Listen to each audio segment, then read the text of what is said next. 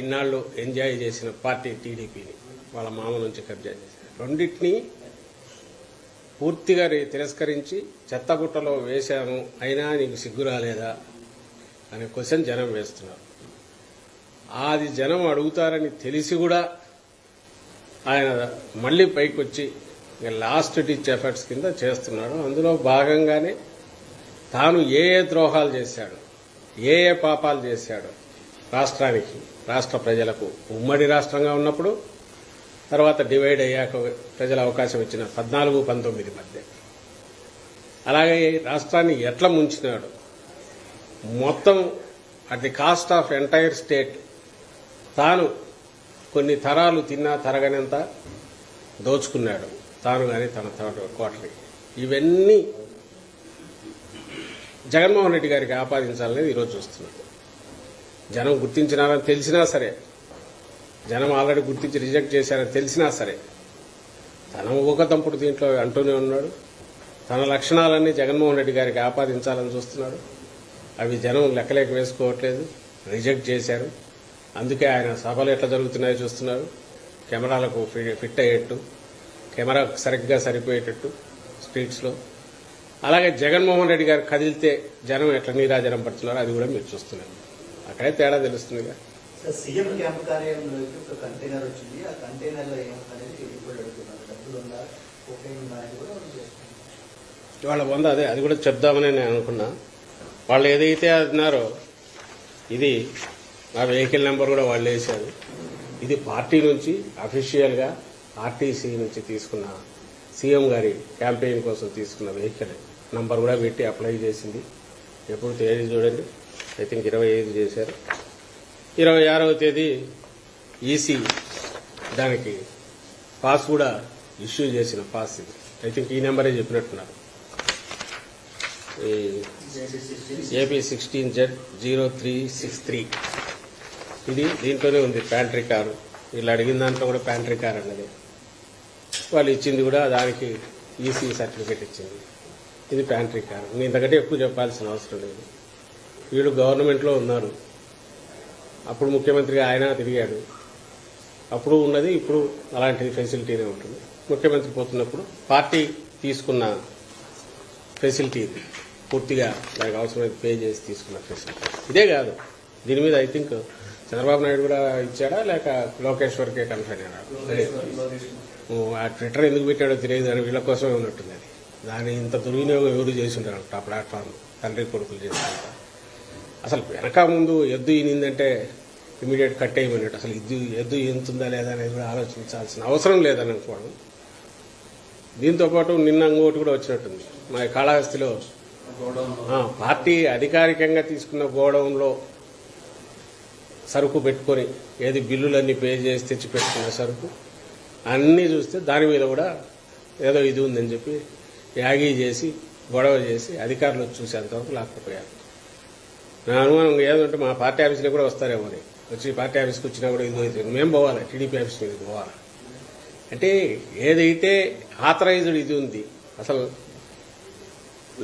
లీగల్గా నడుపుతున్నది, ఏదైతే ఆర్టీసీకి పెట్టి లీగల్గా తీసుకున్న వెహికల్, వీటి మీద ఇలాంటి వాటి మీద తప్పుడు కంప్లైంట్లు ఇచ్చి మీడియా ఉంది కదా అని చెప్పి దాంట్లో రచ్చ చేసి ఆ మరుసటి రోజు చేతులు దులుపుకొని దాని మీద మళ్ళీ అపాలజీ చెప్పరు, లేదా పొరపాటు అయింది అనరు, ఇంకో దాని మీద పోయి ఈ దివాళా కోరుతనం, దిగజారుడుతనం కూడా నేను ఇంకా దివాళా కోరుతనం అంటే ఎత్తిపోయారు. వాళ్ళకి ఏం లేదు, చెప్పడానికి ఏం లేదు. ఒక రాజకీయ పార్టీగా ఎన్నికలు 1-2 నెలల్లో ఉన్నప్పుడు మా అజెండా ఏంది, మేమేం చేయాలనుకుంటున్నాం అది చెప్పాలా, లేదంటే అవతల పక్షం ప్రత్యర్థులు వాళ్ళు ఏది ఫెయిల్ అయ్యారో అది చెప్పాలా?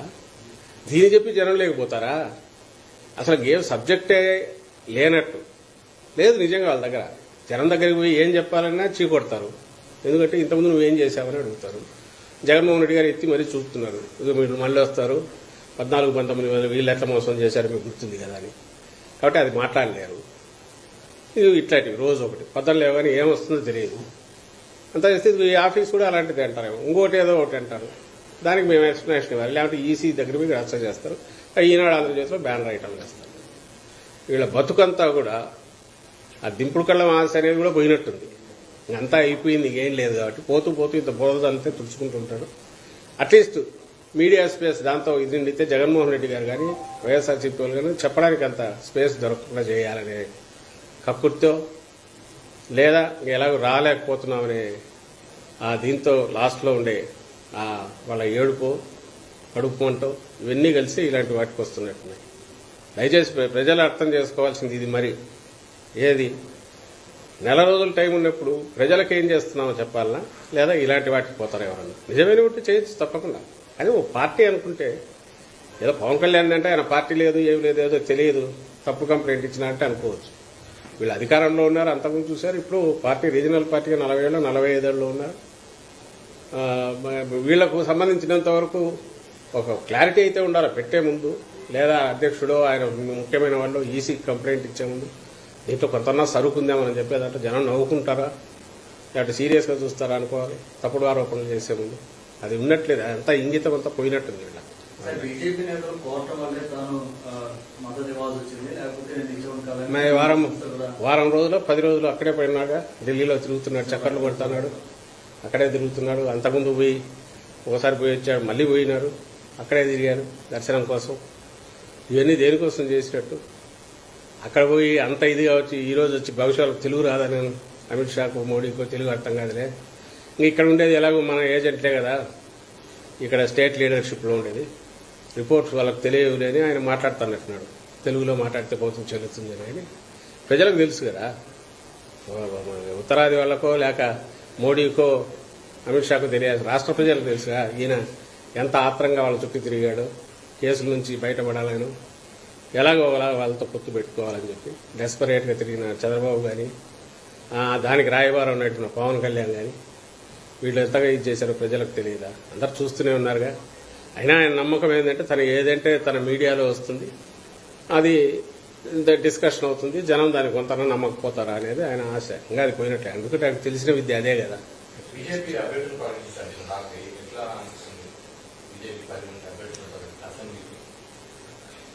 ఆ పార్టీ ఒక నర్సాపురం కూడా ఆయన రఘురామరాజుకు ఇస్తే ఎంపీలు అయితే కంప్లీట్ చంద్రబాబు నాయుడు లేక వాళ్ళు డిసైడ్ చేసినవి వచ్చినట్టు ఉండేది.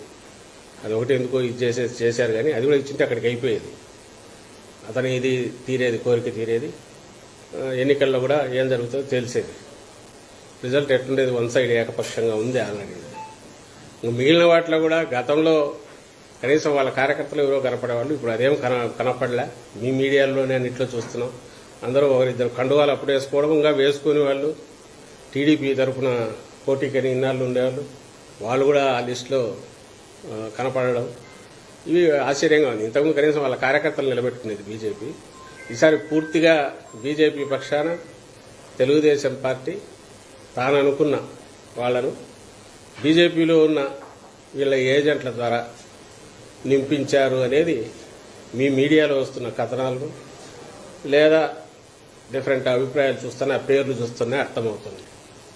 ఇంకా అందులో కూడా మళ్ళీ నిన్న ఏదో ఆడియో ఒకటి వచ్చింది, బయటకు వచ్చింది, 3 కోట్లు ఇస్తే సీటు కూడా మార్చుకుంటాం అని చెప్పి ఆఫర్ ఇచ్చారనేది కూడా ఆడియో ఒకటి బయటకు వచ్చింది.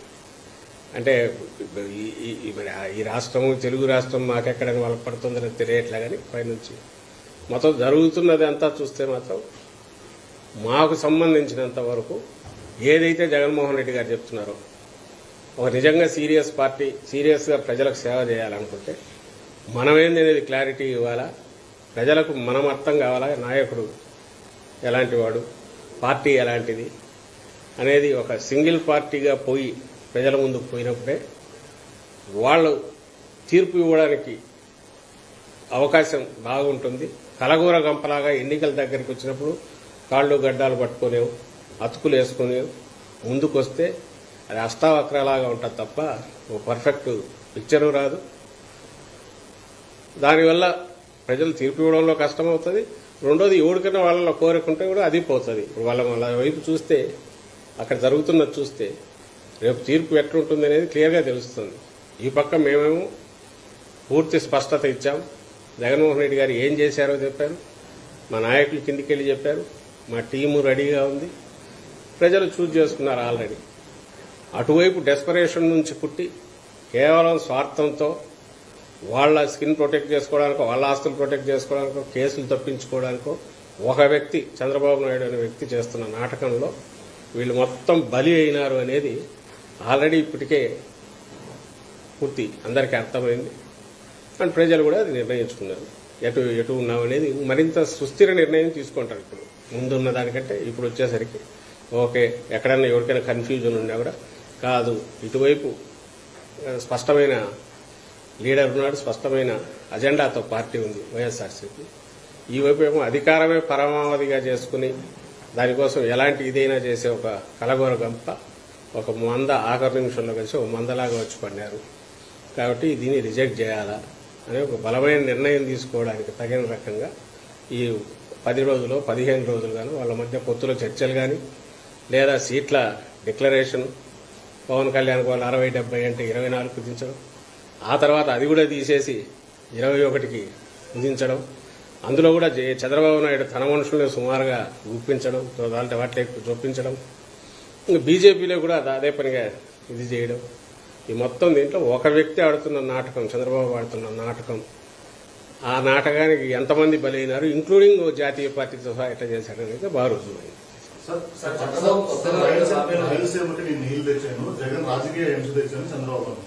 ఇది ఇంతకుముందు అనింది రాయలసీమ ద్రోహి అని ఆయన ఎట్లా అన్నాడు, ఇది కూడా అలాంటిది. ఆయన ఏదేదైతే చేశాడో ఆయన నీళ్లు అంతకంటే గౌరవం ఏమైనా ఉంటుందా? ఆయన నీళ్లు తీసుకురావడం అక్కడ ఏ రోజు ఆలోచించాడు? ఒక ప్రాజెక్ట్ గురించి ఏ రోజు అని ఆలోచించాడా? అయినా సరే నిస్సిగ్గుగా ఈరోజు అది అనగలుగుతున్నాడంటే జనం జ్ఞాపక శక్తి మీద ఇది, లేదా ఇట్లా అంటేనే అనాలి, మా ఈనాడు మా జ్యోతిలో వేస్తారు, నేను చూసుకొని చదువుకోవాలనుకుంటా అంటాడు. ఎవరు నీళ్లు తెచ్చారు? ఈరోజు దాని స్థిరంగా డ్యాములన్నీ రిజర్వాయర్లన్నీ ఫుల్గా ఉన్నాయంటే ఎవరి వల్ల? అసలు ఇప్పుడు తీసుకుంటున్న లిఫ్ట్ కానీ పూర్తి అయితే రేపు రాయలసీమకు రాబోయే కంటిన్యూస్ ఒక స్టెబిలైజ్ కాబోయేది వాటెవర్ ఇరిగేషన్ ఉండేది. అలాగే కుప్పంకి ఈరోజు కాలువలు వర్షాలు పడితే రేపు నీళ్లు రావడానికి ఏర్పాటు ఎవరు చేశారు? కుప్పం కూడా ఆయన కాన్స్టిట్యున్సీ కూడా. ఇవన్నీ తెలియవు ఆ ప్రజలకు. చెప్తున్నా కదా, వాళ్ళు ఆయన అనుకునేది తను ఏది మాట్లాడితే అది వేసే మీడియా ఏదైతే ఉందో అది పద్ధతులు వేసి ఆయనే చూసుకుని హ్యాపీగా ఫీల్ అవ్వడానికి పనికి వస్తుంది. సెల్ఫ్ హిప్నటిజం దీంట్లో ఆయన ఉన్నాడు, కొట్టుకుంటున్నాడు. సార్, చంద్రబాబు కొత్తగా 2 హామీలు ఇచ్చారు సార్. ఒకటి బీసీలకి 50 సంవత్సరాలకి పెన్షన్ ఇస్తా అన్నారు, రెండోది వృద్ధులకి 4000 పెన్షన్ పెంచుతా అన్నారు. వాటిని నమ్మే పడుతుందా? నిన్న జగన్మోహన్ రెడ్డి గారు చెప్పారు, ఆయన మళ్ళీ వచ్చాడు, బెంజి గారు కేజీ బంగారం ఇస్తాడని. బెంజి గారు కాదు, ఇంకా ఇప్పుడు కొత్త మోడర్న్ కారు ఇచ్చిన, కేజీ కాదు 50 కేజీలు ఇచ్చిన. పెన్షన్ 4000 కక్కుర్తిపడి 4 ఎందుకున్నాడు ఆయన, 40,000 అయినా దానికి ఏమి వాల్యూ ఉండదు. కరెన్సీ నకిలీ అని తేలినాక దానికి వాల్యూ అనేది ఉండదు. రిజర్వ్ బ్యాంక్ ముద్ర అన్నీ ఉన్నా ఏం కొట్టినా నువ్వు దొంగ నోట్ అని తెలిసిన తర్వాత దొంగ నోటు ఎవరి దగ్గరికి రానిస్తాడు? చంద్రబాబు అంటేనే నకిలీ. ఆయన ఏది చెప్పినా అది జరగదు. పైగా జగన్మోహన్ రెడ్డి గారు ఇస్తున్నవి మొత్తం ఆపేస్తాడు అనే విషయం ప్రజలకు బాగా తెలుసు. ఈరోజు ఇప్పుడు ఏవైతే తీసుకుంటున్నారో 4,000కు దిక్కు, అది దేవుడు ఎరుగు నచ్చండి. ముందు ఇప్పుడు 3,000 వచ్చేది ఎగిరిపోతాడు. 3,000 శాచురేషన్ బేసిస్ ఉన్న జగన్మోహన్ రెడ్డి గారు 66 లక్షల పైచీలకు పెన్షన్లు ఇస్తున్నారు. చంద్రబాబు ఉన్నప్పుడు 39 లక్షలు ఉన్నాయి. 3 నెలల ముందు వరకు, ఆయన ఎలక్షన్లకు 3 నెలల ముందు వరకు ఇది 66 లక్షలు ఉన్నాయి. ఈయన 4,000 ఇస్తే అది 10 లక్షల మందికే దించుతాడు. 60 లక్షల నుంచి 10 లక్షలు, 15 లక్షలు, 20 లక్షలకు దించుతాడు. 3,000 ఉడుకుతాడా లేదా అనేది ఇది 2,000 చేస్తే 66 లక్షలు నడుపుతాడు. ఆయన బడ్జెట్లన్నీ కూడా తన అట్లా బయటికి డైవర్ట్ చేసుకోవాలా? ఇప్పుడు ఏదైతే డీబీటీ ద్వారా కిందికి పోతుందో దాని స్థానంలో మళ్ళీ జన్మభూమి కమిటీలు ఎట్లా తీసుకురావాలా? పాత తెలుగుదేశం 14-19 మధ్య ఎట్లా ఉండేది మళ్ళీ ఏ రకంగా తీసుకురావాలనేదే చేస్తాడు. అదే జరుగుతుంది కూడా. ఇది ప్రజలకు కూడా బాగా తెలుసు. అందువల్ల ఎప్పుడైతే ఈయన నకిలీ నోటని తెలిసిందో, దీనికి వాల్యూ లేదని తెలిసిందో చంద్రబాబు నాయుడు, ఆయన ఏం చెప్పినా వాళ్ళు నమ్మరు. ఆ విషయం చంద్రబాబు కూడా తెలుసని నా అనుమానం. అందుకే నిజంగా ఆయన చెప్తున్నవి సీరియస్ ఇవి అయితే మా పత్రికలో చూడండి, నేనేం పెద్ద అక్షరాలతో ఒకడేసిన రెండో ఒకటి పోలే, ఎక్కువ సర్క్యులేషన్ ఉండేవాడు దాని జోలికి పోలే.